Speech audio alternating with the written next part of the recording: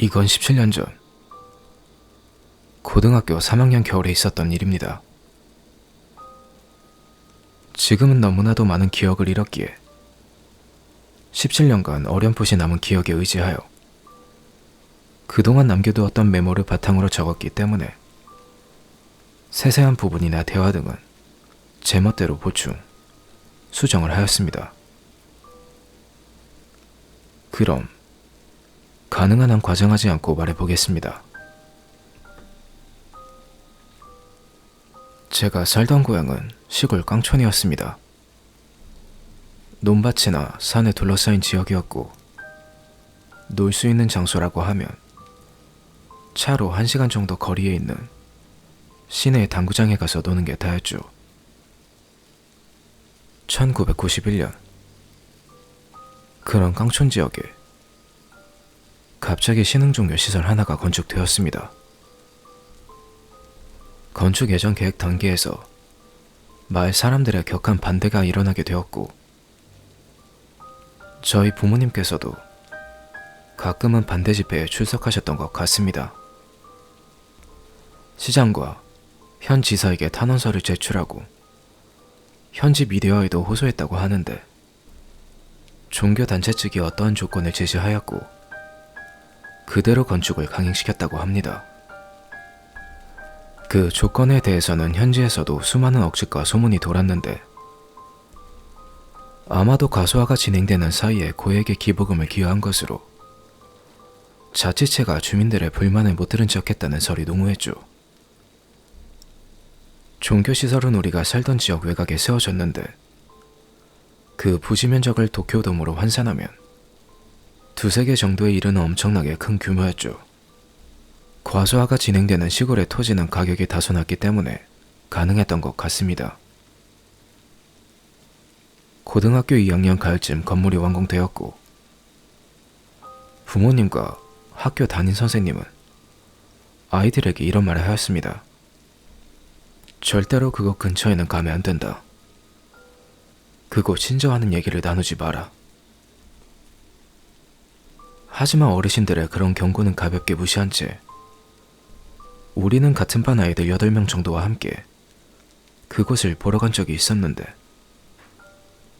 주변이 모두 높은 벽에 둘러싸여 있었고 정면에는 거대한 문이 있었는데 문의 양쪽 끝 윗부분에는 무서운 얼굴을 한 반야와 같은 조각이 세워져 있었습니다.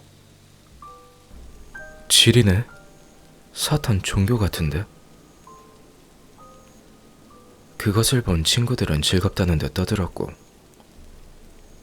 그리하여 학교에서는 그 종교를 사탄 종교 또는 반야단체 등으로 부르게 되었죠.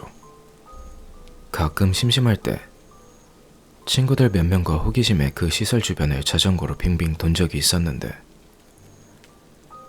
이상하게도 신자나 관계자를 본 적은 단 한 번도 없었습니다.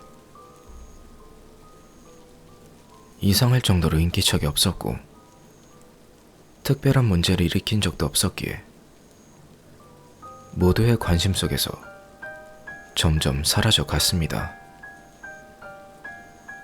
고3이 됐을 땐 그 종교시설은 더 이상 저희 이야기거리에 언급되지 않았죠. 그러다 어느 날 동급생 타코야가 이런 말을 꺼냈습니다.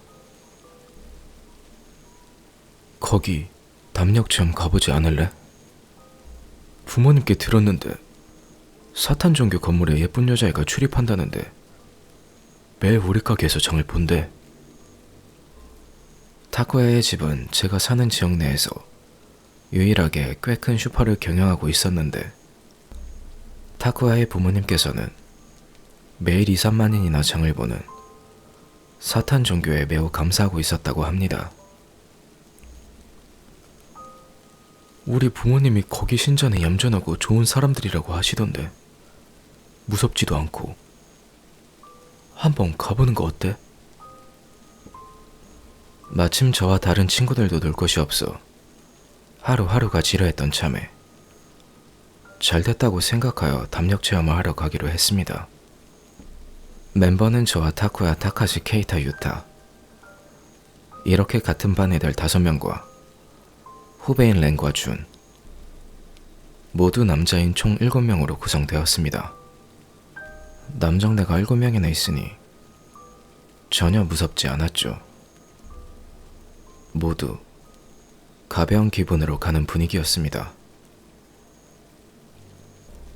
약속 장소는 시설과 꽤 가까운 폐우체국 앞으로 정해졌습니다.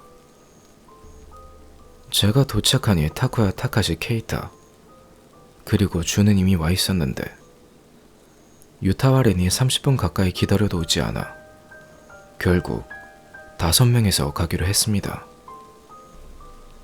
시설 근처까지는 자전거를 타고 갔고 시설 문까지는 걸어가는 동안 이런 얘기를 나눴습니다. 우와, 밤중엔 역시 무섭네. 손전등 하나 더 가져올 걸 그랬다. 대화를 하다 보니 어느덧 거대한 문 앞에 도착했고 문에서 꽤 떨어져 보이는 부지 내 건물 한 곳에서 불이 켜져 있는 게 보였습니다. 뭐야, 신자놈들 아직 껴있나 본데? 악마 소환하고 있으려나? 친구들이 너스레를 떨고 있자 케이타가 말했습니다. 근데 어떻게 들어가야 하는 거지?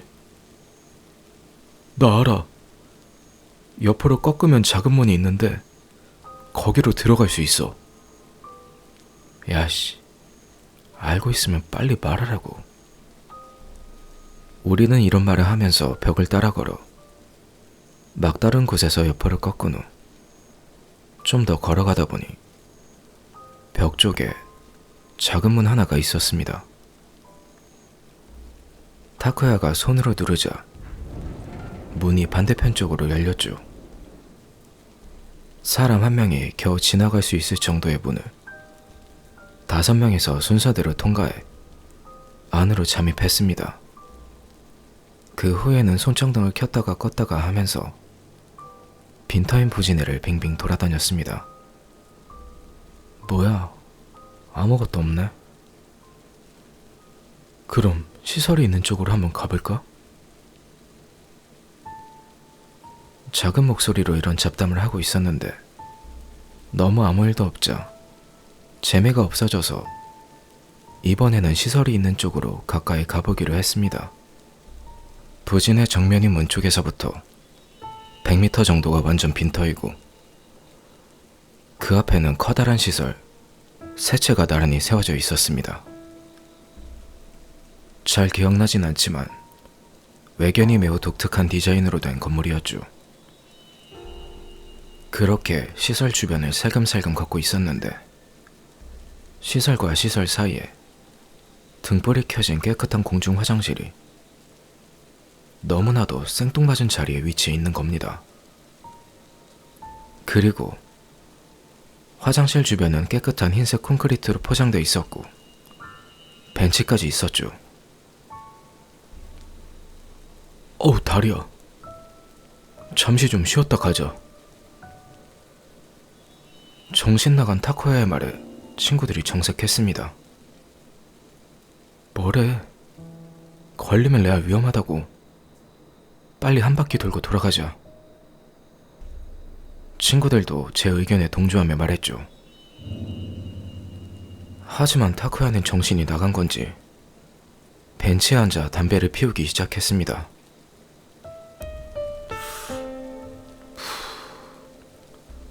갈 땐 가더라도 한 대 정도는 괜찮지? 결국 마지못해 모두 그 자리에 앉아 담배를 피우게 되었습니다. 야, 나 잠깐 장실 좀 다녀올게. 담배를 피우다가 타쿠야는 그 공중 화장실 안으로 들어가 버렸습니다. 아니, 몰래 들어온 곳에서 볼 일이 봐지나? 설마 저 자식 큰일 보는 건 아니지? 저와 케이타는 이런 농담을 하면서 담배를 태우고 있었는데 잠시 후 타쿠야가 화장실 안에서 작은 목소리로 우릴 불렀습니다. 야, 잠깐 이리 와봐. 여기 재밌는 게 있어. 줄줄이 화장실에 들어가 보니 타코야는 화장실 칸 중 한 곳을 가리켰습니다. 이거 봐. 이거 뭔 거 같아? 딱 봐도 화장실이잖아. 문 열어봐봐. 뭔데? 타카시가 문을 열어보니 거기에는 어째서인지 지하로 내려갈 수 있는 계단이 있었습니다. 이상하지 않아? 화장실 칸 옆에 또 화장실 칸이 이어져 있어야 하는데 왜 여긴 계단이야? 우리는 이제서야 이 상황이 이상하다는 것을 깨달았습니다. 가장 먼저 타코야의 언동이 계속 이상했습니다. 타코야가 갑자기 담력 시험을 제안한 것, 연문이 있는 위치를 파악하고 있었던 것, 그리고 화장실 문을 일부러 연 것 등 저는 타코야에게 물었습니다. 너 설마 여기서 큰일 볼 생각이었냐? 그게... 맞아. 타코야는 애매한 대답을 하고는 모두에게 물었습니다. 잠깐 내려가 보지 않을래? 저는 당연히 거절했습니다. 야, 그게 무슨 말이니? 여기서 어물쩍 거리다가는 걸린다고. 이만 돌아가자. 너 쫄보냐? 잠깐 내려가는 것 뿐인데 무섭다면 무섭다고 말해. 타코야는 저를 무시하며 놀렸습니다. 하지만 저는 이게 타코야의 도발이라고 생각했습니다. 밑에 내려가도록 유도하고 있는 걸로 밖에 보이지 않았죠. 나도 안 가. 돌아가자. 타카시도 저와 마찬가지로 가지 않겠다고 말해주었는데 다른 두 명은 타코야에게 동조했습니다. 뭔가 재밌어 보이는데 잠깐만 내려가보자. 야, 너네 진짜 남자다, 남자. 타코야는 이런 말을 하면서 저와 타카시를 다시 도발했습니다. 난 안 간다고. 니들 마음대로 해. 하지만 타카시는 넘어가지 않고 내뱉듯이 그리 말했습니다. 그럼 일단 우리 셋이서 내려갈게. 니들은 여기서 기다려. 그렇게 셋은 아래로 내려갔습니다. 저와 타카시 둘은 화장실 밖으로 나가지 않고 안에서 기다리고 있었죠. 화장실 주변은 시설로 둘러싸인 형태라 창문도 많았기 때문에 어느 창문에서 보고 있을지 몰라서 화장실 안에서 대기하고 있었습니다. 야, 타코야 말인데 뭔가 좀 이상하지 않아? 그치? 나만 느낀 거 아니지? 처음부터 우리들을 여기로 데려온 것 같은 느낌이 드는데. 나도 그렇게 생각해. 그 후 타카시와 같이 오늘 밤 일이 들켰을 때 어떻게 대처할지에 대해 얘기하고 있었습니다. 근데 얘네 좀 늦는 것 같지 않아? 5분 가까이 지나도 친구들이 돌아오지 않자 저도 타카시도 슬슬 짜증이 나기 시작했습니다. 그냥 우리끼리 집에 가자. 하지만 가지고 온 손전등을 전부 타코야네가 가지고 내려갔기 때문에 어둠 속에서 그 작은 열문을 발견하려면 시간이 걸릴 것이라고 판단해 울며 겨자 먹기식으로 다시 돌아오기를 기다릴 수밖에 없었죠. 그런데 갑자기 멀리서 긴박한 발소리가 들려오기 시작했습니다. 슥슥슥 하고 다수의 발소리가 멀리서부터 들려왔습니다. 저도 타카시도 순간적으로 긴장했습니다. 누가 온 것 같은데. 망했다. 우리는 작은 목소리로 서로에게 속삭였습니다. 화장실 안은 긴장된 분위기가 감돌았죠. 발소리는 멀리서부터 들려왔지만 어느 방향에서 들리는 건지는 전혀 알 수가 없었고, 지금 밖으로 나간다 해도 우리는 시설 내의 방향이나 구조를 모르기 때문에 발각될 가능성이 높다고 생각했습니다. 가까이 온 것 같은데 어떡하지? 타카시는 많이 당황한 눈치였습니다. 제 심장도 쾅쾅 울려댔죠. 진짜 이쪽으로 오려나? 만약 올 것 같으면 얼른 숨자. 하지만 확실하게 발자국은 오리들이 있는 화장실로 다가오고 있었습니다. 그때 타카시가 갑자기 계단이 아닌 다른 화장실 칸 문고리에 손을 올렸습니다. 하지만 열리지 않았죠. 다른 칸도 어째서인지 열리지 않았습니다. 뭐야 이거? 다 닫혀있잖아. 타카시는 작은 목소리로 속삭였습니다. 그렇게 우리가 속삭이는 사이 발소리는 어느새 대략 15m 정도까지 다가온 상태였습니다. 직감이었지만 저는 그때 발소리를 내고 있는 놈들이 틀림없이 화장실로 올 거라고 확신하고 있었죠. 타카시도 분명 같은 예감이 들었던 것 같습니다. 저도 타카시도 잠시 멍하니 서 있었습니다. 할 수 없네. 내려가자. 진심? 그 정체를 알 수 없는 계단을 내려가는 건 너무나도 싫었지만 이곳 지리에 대해 전혀 몰랐기 때문에 도망친다고 해도 금방 잡힐 것만 같았죠. 늦은 시각에, 그것도 사이비 종교시설이라는 특수한 곳에 있어서 그런지 판단력 역시 날카로워진 걸지도 모릅니다. 그렇게 발소리가 거의 화장실 가까이 다다랐을 즈음 저와 타카시는 화장실 칸 문을 열고 발소리를 죽이면서 계단을 내려갔습니다. 계단은 콘크리트로 만들어졌고 꽤나 길 줄 알았는데 고작 10칸 정도밖에 내려가지 않았는데 아래쪽에 도착했습니다. 새까만 어둠만이 펼쳐져 있어 아무것도 보이지 않았지만 제 앞을 걷던 타카시가 내려간 후 막다른 곳 바로 앞에 있는 문을 열었습니다. 문이 열리고 안쪽에는 방이 보였습니다. 방 천장에는 오렌지색 소형 전구가 몇 개 달려 있었고 방 전체는 연한 오렌지색으로 휩싸여 있었죠. 저와 타카시는 그 방으로 들어간 후 조용히 문을 닫았습니다. 방을 둘러보니 15평 정도 되는 아무것도 없는 콘크리트로 된 방이었고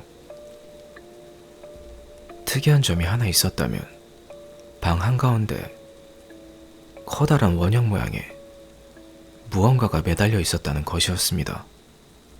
거대한 철제 훌라후프 같은 것을 세로로 매달아 놓은 것 같았죠. 그 훌라후프는 방 양쪽 벽에 붙을 정도로 정말로 컸습니다. 하지만 저와 타카시는 그런 건 신경 쓸 틈도 없이 그저 문 앞에서 굳어 있었습니다. 다른 애들은 왜 안 보이지? 제가 작게 속삭였습니다. 뭐가 어떻게 돌아가는 거야? 타카시의 얼굴은 굳어 있었습니다.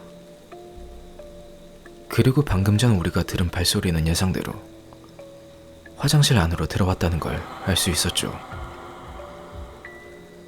바로 위에서 발소리가 콘크리트를 타고 울렸습니다. 발소리를 보아 3-4명 정도 되어 보였습니다. 우리들은 꼼짝 않고 문 앞에 굳어 있었습니다. 무언가 중얼중얼 얘기를 하는 소리는 들렸는데 어떤 내용인지까지는 알아들을 순 없었죠. 서로 이야기하는 목소리가 들렸고 제각기 무언가를 중얼거리는 것처럼 들렸습니다. 타카시는 고개를 숙인 채 눈을 감고 있었습니다. 얼마나 시간이 흘렀는지는 모르겠지만 화장실 안에서 중얼거리던 목소리가 어느새 3, 4명에서 10명 정도로 늘어났다는 것을 깨달았습니다. 위에 있는 놈들이 우리가 여기 숨어있는 걸 알고 있는 게 아닌가 싶은 생각이 들자 무서워서 벌벌 떨리기 시작했죠. 중얼중얼 거리는 기분 나쁜 목소리에 쓰러질 것만 같았습니다. 그런데 갑자기 중얼거리던 목소리가 사라지더니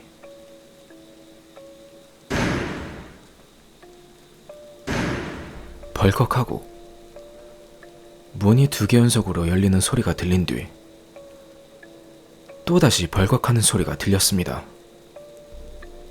그 벌컥하는 소리가 화장실 칸 문을 여는 소리라는 것을 바로 알 수 있었고 온몸에 소름이 돋았습니다. 애초에 처음부터 다른 칸에 누가 있었던 거 아니야? 저와 마찬가지로 타카시도 그 가능성을 알아챘는지는 모르겠지만 아까는 문이 잠겨 있었기 때문에 밖에서 연 것이 아니라 화장실 칸 안에서 누군가 문을 열고 나온 거라는 생각밖에 들지 않았습니다. 그리고 계단을 내려오는 발소리가 들리기 시작했습니다. 더 나은 게였습니다. 계단을 전부 내려오기까지는 15초도 걸리지 않겠죠. 저도 모르게 타카시의 팔을 꽉 붙잡았습니다. 계단을 내려오는 발소리가 중간 지점까지 내려오자 타카시는 갑자기 한심한 비명을 지르며 제 손을 뿌리치더니 방 안쪽으로 뛰어갔습니다. 그때였습니다. 타카시가 그 둥근 고리를 향해 펄쩍 점프를 뛴 순간 타카시는 마법처럼 사라졌습니다. 훌라후프 모양의 둥근 고리는 분명 반대편으로 뛰어넘을 수 있을 텐데 타카시가 호련히 사라져버려 저는 그 자리에서 바로 넋이 나가버렸습니다. 그리고 저는 사과하기로 마음을 먹었습니다. 죄송합니다. 허락도 없이 멋대로 들어와 버렸습니다. 이렇게 말하려고 하던 그때 문이 천천히 열렸고 열린 문틈으로 누군가 고의적으로 불쑥 얼굴만 내밀었습니다. 왕관 같은 것을 쓴 노인이 얼굴만을 내민 채 제 쪽을 쳐다보고 있었습니다. 노인은 활짝 미소를 짓고 있었고 할머니인지 할아버지인지 구별은 가지 않았지만 긴 백발의 왕관을 쓰고 주름이 자글자글한 노인이 활짝 미소를 지으며 저를 쳐다보고 있었죠. 그 미소는 지금껏 한 번도 본 적 없는 아기에 가득 찬 미소였고 저는 그걸 본 순간 이렇게 생각했습니다. 이 사람은 제정신이 아니다. 말이 통할 상대가 아니라는 생각이 들었습니다. 노인의 생명이라고 느껴지지 않는 웃는 얼굴에 제 얼굴을 단 1초라도 보이고 싶지 않다는 생각과 함께 비명이 목 안에서 멋대로 터져나왔고 저도 타카시처럼 훌라후프 모양의 고리로 뛰어들었습니다.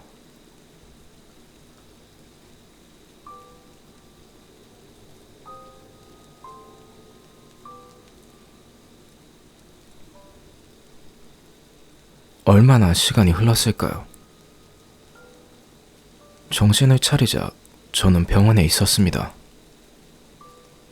멍한 상태였죠.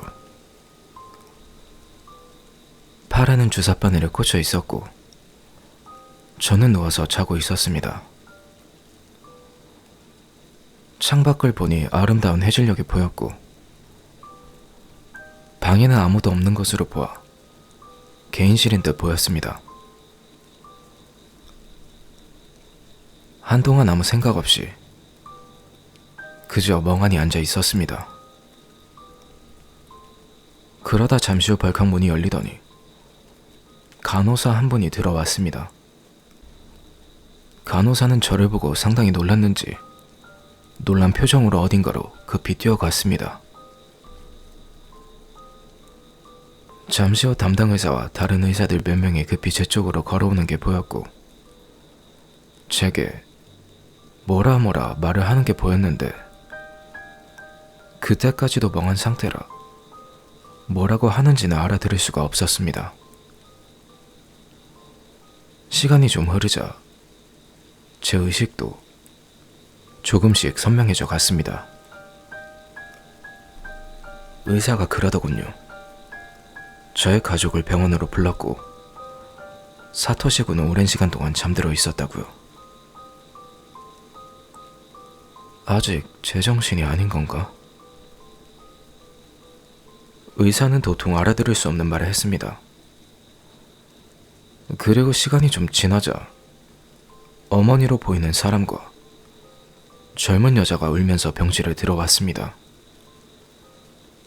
그런데 여기서 중요한 건 그 사람은 제 어머니가 아니었습니다. 그리고 제 이름은 사토시도 아니었죠. 자신을 어머니라고 칭하는 여성은 다행이라고 몇 번이나 반복하면서 울며 기뻐했습니다. 젊은 여자아이도 저에게 오빠가 깨어나서 다행이라고 울며 주저앉았죠. 하지만 저에게는 여동생이 없습니다. 3살 많은 대학생 형이라면 있지만 여동생은 없었죠. 저기 죄송한데요. 사람을 잘못 보신 것 같습니다. 저는 몇 번이나 제 가족이 아니라고 말했죠. 그러자 의사는 후유증 증상이라며 시간이 지나면 괜찮아질 거라고. 의사는 이런 말을 어머니라는 여성과 동생이라는 여자아이에게 격려하듯 말했습니다. 그러자 어머니라 주장하는 여성은 오늘 밤 제 옆에 있겠다고 했죠. 저는 정말로 사토시 아니고요. 저 정말 여동생 없습니다. 하지만 제 말에 의사는 고개를 갸웃거리며 말했습니다. 사토시는 2년 가까이 잠들어 있었어. 그래서 아직 기억이 완전히 돌아오지 않은 것 같아. 하지만 그런 말을 들어도 저는 충격적인 감정조차 느껴지지 않았습니다. 현실로 지금 일어난 일을 받아들일 수가 없어서 쇼크를 받는 것조차 불가능했던 거죠. 의사는 말을 고르며 필사적으로 저를 격려해 주었습니다. 어머니처럼 보이는 사람은 기억상실에 충격을 받아 오열을 하고 있었고요. 잠시 화장실 좀 갔다 와도 될까요? 저는 화장실에 갔습니다. 자리에서 일어날 때 몸이 이상하게 무거워서 잘 일어나지 못하자 의사와 간호사, 여동생이라는 사람이 도와주었습니다. 화장실에 가자 처음 그날 밤 있었던 일이 떠올랐습니다. 이상하게도 눈을 뜨고 몇 시간밖에 흐르지 않은 것 같았는데 그날 밤 기억이 선명하지가 않았습니다. 화장실은 조금 무서웠지만 어깨를 빌려준 의사와 뒤따라온 어머니, 동생이 같이 있었기에 안심하고 안으로 들어갈 수 있었습니다. 볼일을 본 후 자연스레 거울을 본 저는 비명을 질렀습니다. 글쎄 얼굴이 제 얼굴이 아닌 전혀 다른 사람의 것이었습니다. 제 기억에는 없지만 저는 그 순간 격하게 패닉을 일으켜 난리도 아니었다고 합니다. 그 후 저는 1개월 가까이 입원했습니다. 저는 자신들을 부모님이라고 하는 남녀와 여동생이라고 말하는 여자아이, 병문 안으로 온 자칭 친구와 자칭 담당 선생님이라는 남성들에게 계속해서 호소했습니다. 저는 정말로 사투시 아니고요. 정말 다들 처음 보는 사람들이라니까요. 제 기억에 남아있는 과거 일을 기억하는 범위 내에서 계속 얘기했지만 전부 기억장애, 기억 상실로 처리되었습니다. 하지만 그들 모두 저에게 상냥하게 대해주었죠. 의사나 주변 사람들 얘기에 의하면 저는 하굣길에 자전거 옆에 쓰러져 있는 것을 지나가던 사람이 발견해 그대로 병원으로 옮겨졌다고 합니다. 저에게 밀려 들어오는 이 세 개의 정보는 어느 하나도 들어본 적 없는 것들 뿐이었습니다. 예를 들어 여긴 카나가와 현이야. 이 말을 들었을 때 저는 카나가와 현 같은 곳은 몰랐고 그런 현은 분명히 없었습니다. 통화 단위도 N이라니 그런 건 들어본 적도 없었죠. 도쿄 같은 곳도 모른다고 했습니다. 일본 같은 곳도 처음 들어본다고. 제가 그럴 때마다 의사들에게 그럼 뭐였냐고 질문을 받았지만 아무리 생각을 해도 떠올릴 수가 없었습니다. 다른 친구들에 대해서도 몇 번이나 설명했는데 주변 사람들은 그런 사람은 없다고 할 뿐이었죠. 그 시설에 들어가 그 훌라후프 안으로 들어간 이야기를 의사에게 몇 번이고 필사적으로 설명했지만 그건 제가 잠들어 있을 때 꾼 꿈이라며 의사들은 들은 채도 하지 않았습니다. 하지만 더욱 무서운 것은 제 자신이 나는 기억 상실을 겪은 거였고 예전 인생이나 세상은 전부 잠들어 있을 때 꾼 꿈이었던 거라며 진지하게 이렇게 생각하기 시작한 겁니다. 기억 상실에다가 다른 인격, 다른 세계의 기억이 그 위에 씌워진 거라고 그렇게 믿기 시작했습니다. 어느 쪽이든 저에게는 다른 사람이 되어 인생을 살아가는 수밖에 없었죠. 퇴원 후 아버지와 어머니, 여동생에게 이끌려 집으로 돌아갔습니다.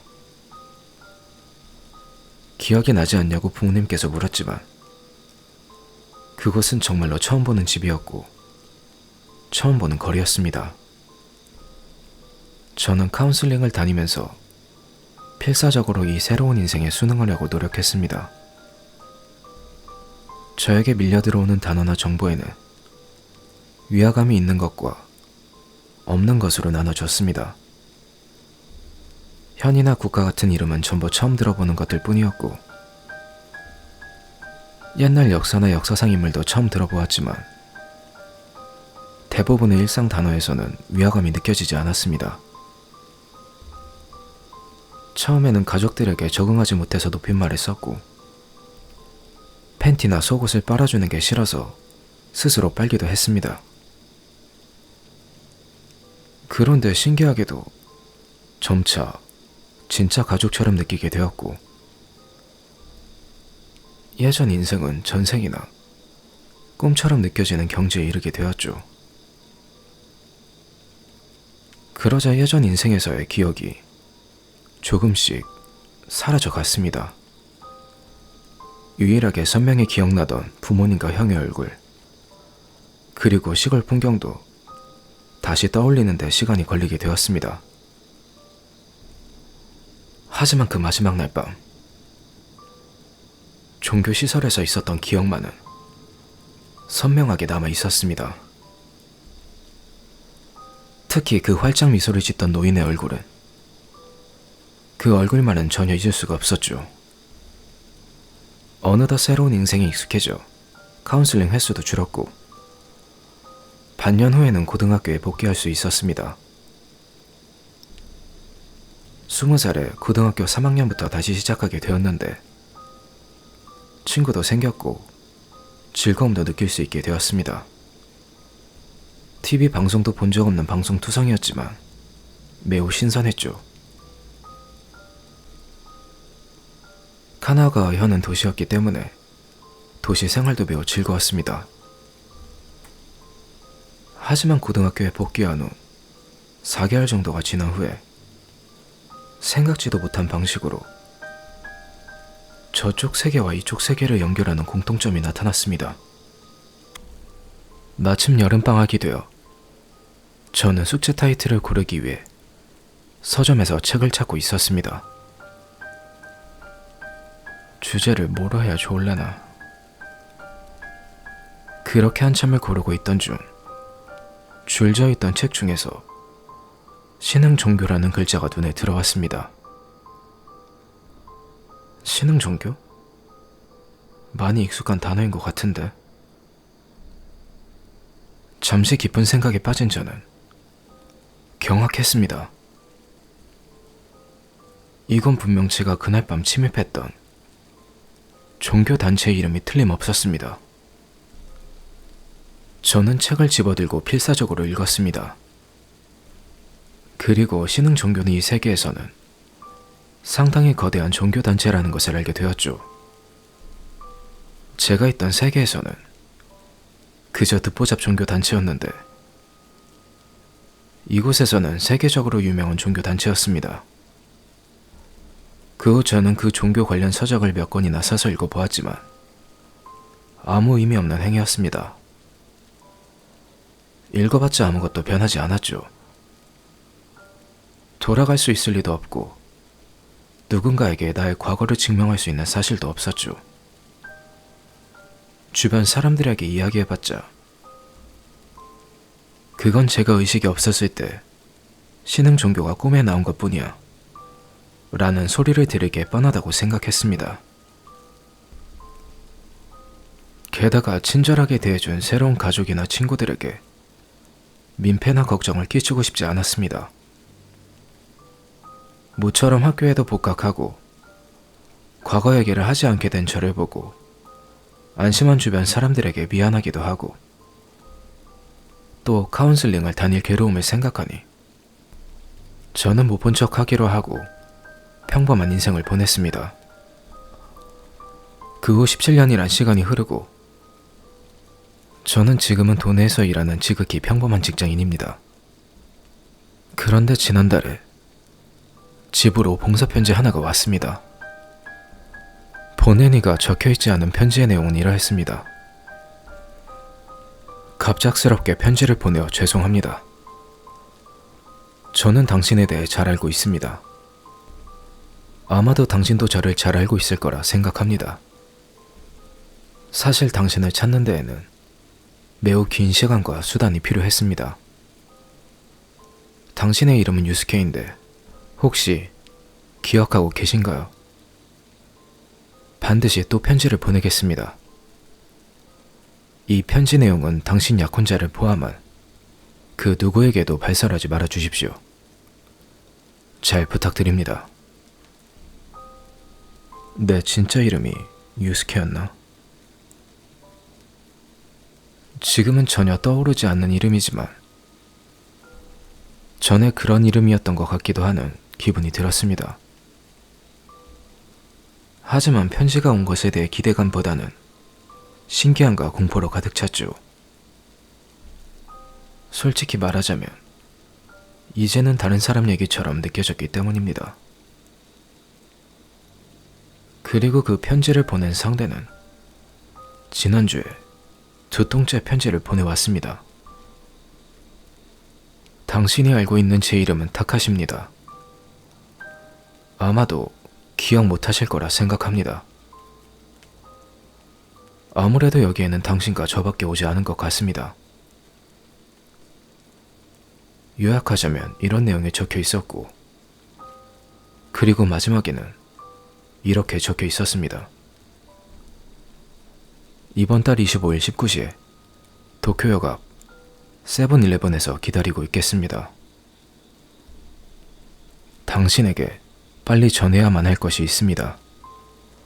꼭 혼자 와주세요. 저는 타카시라는 이름이 누군지 전혀 기억이 나진 않지만 만나러 가볼 생각입니다. 누가 거기에 서 있다고 해도 기억이 나지 않을 것 같지만 만약 그날 밤 멤버라면 얘기를 나누다 보면 누군지 알 수 있을 겁니다. 가능하다면 마지막까지 저와 같이 있었던 친구였으면 좋겠습니다. 무슨 일이 생길지 알 수 없으니 이렇게 적어두고 싶었습니다. 여기 적은 글과 비슷한 글을 약혼자와 이제는 유일한 가족이 된 여동생에게도 남겨두려고 생각합니다.